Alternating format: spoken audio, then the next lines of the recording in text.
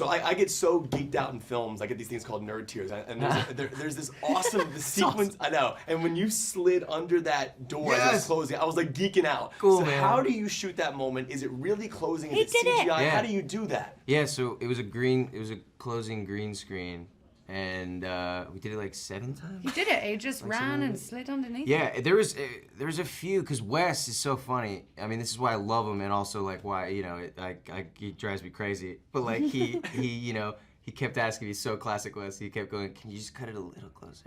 And I was like, I think I'm gonna, you know, hit it if I do. And if I hit it, I would have broke it. So it was actually a big deal.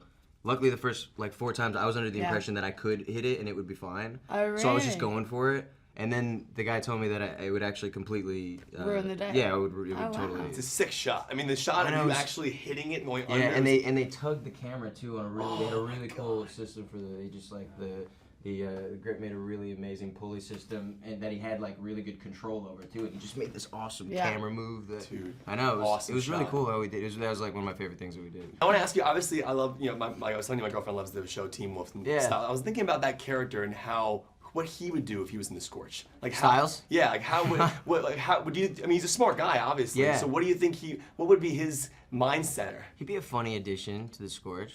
I think he'd be funny. He'd be like Thomas's Styles. Yeah. I guess, because I feel like he'd play the same role. He'd be smart and would contribute and always be thinking and trying to like figure it out. But then he'd also be like freaking out and spastic and crazy.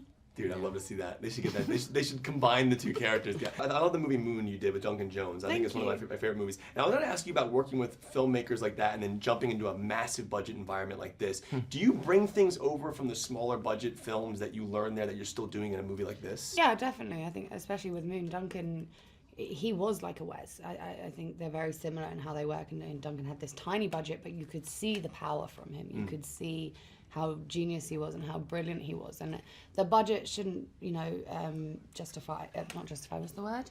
Thinking? Make the person. Right. It shouldn't be what defines the the determining job. factor. Ooh, I don't that's know. a good What were we thinking? Yeah. But yeah, I think if you have that kind of thrill and that passion for it, and Wes is the same, it doesn't matter what budget you have, you want to get it done. Yeah. And we forget, you know, you step on a set, for the first day you're like, oh wow, the sets are huge and the food's really good on this one, but you know, after the second, third day, it doesn't matter. You're there for the work, and the environment around you could be anything. We could be doing it in this room. Yeah, well, it's a phenomenal Not that this film. isn't a lovely room. It's a really phenomenal film.